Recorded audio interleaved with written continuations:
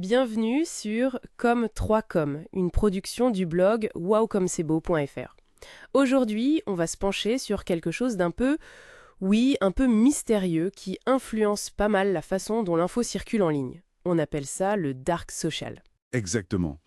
Dark social, c'est un terme qui désigne tous ces partages qu'on ne voit pas en fait dans les statistiques habituelles. Ah oui, Bah oui, un lien envoyé par message privé, par email, euh, via WhatsApp, tout ça, ça échappe souvent au radar. d'accord.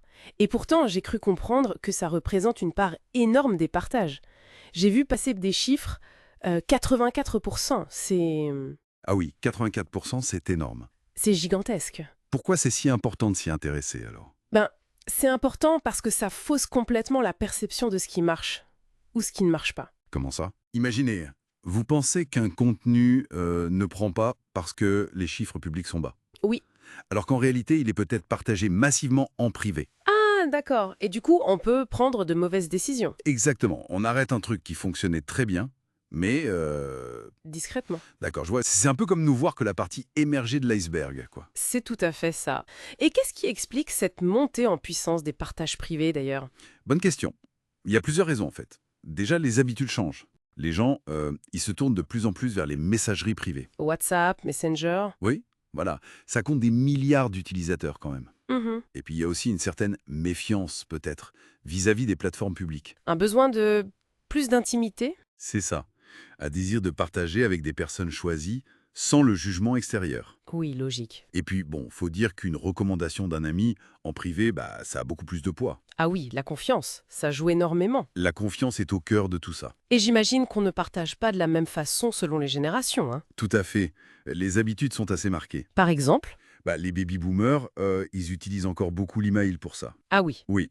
Alors que les millénials, eux, sont vraiment à fond sur WhatsApp et Messenger. d'accord. Et les plus jeunes, la génération Z? Eux, c'est encore autre chose. Ils utilisent aussi ces canaux, bien sûr, mais ils explorent même des plateformes plus éphémères ou des groupes très privés, très fermés. Ce qui rend le suivi encore plus compliqué, j'imagine. Exactement.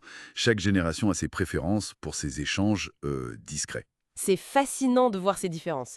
Bon, alors face à tout ce trafic un peu invisible, comment on peut essayer d'y voir un peu plus clair? Est-ce qu'il y a des astuces? Ben, mesurer précisément, c'est très dur. Mais il y a des pistes, oui. Lesquelles? Déjà, on peut regarder le trafic dit direct, qui arrive sur des pages très spécifiques de votre site. Mhm. Personne ne tape ces adresses super compliquées par hasard, tu vois. C'est souvent des liens partagés en privé. Ah, malin. On peut aussi utiliser des boutons de partage spécifiques, vers WhatsApp, vers l'email. Qui aide à tracer un peu. Voilà, ça donne une idée de l'origine. Ou alors, les systèmes de liens personnalisés, les fameux UTM. Oui, les UTM ou les raccourcisseurs comme Bitly. C'est ça. Bitly, etc. Ça aide aussi. Et puis bon, il existe des outils plus spécialisés qui essayent de capter ces signaux. D'accord. Donc il y a quand même des moyens d'avoir une petite idée, même si c'est pas parfait. Exactement. Quelques fragments de l'image. Et est-ce qu'on devrait adapter la façon dont on crée l'info, dont on la présente, pour favoriser ce type de partage plus intime? Oui, c'est une très bonne approche en fait. Qu'est-ce qui marche bien en partage privé?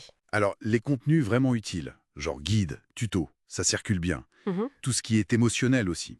Les histoires touchantes, l'humour, Ah oui, ou même des choses un peu controversées mais qui invitent à la discussion. d'accord. Et la forme compte? Ah oui, il faut soigner les titres, les descriptions, tout ce qui apparaît dans l'aperçu du lien quand on le partage. Pour donner envie de cliquer. Exactement. Et un ton plus conversationnel, plus authentique, ça aide aussi. Parce que le contenu va s'insérer dans des discussions personnelles. Logique. Pensez aussi à bien structurer l'info peut-être, pour qu'on puisse facilement copier-coller juste une partie, un paragraphe. Très intéressant tout ça. On comprend bien que derrière les chiffres, en fait, il y a surtout des conversations, des recommandations personnelles. C'est une dimension très humaine. Oui, complètement. Ce dark social, ça met vraiment en lumière la valeur de la confiance, de la pertinence. Et de l'engagement réel, au fond. C'est souvent là que ça se mesure, oui.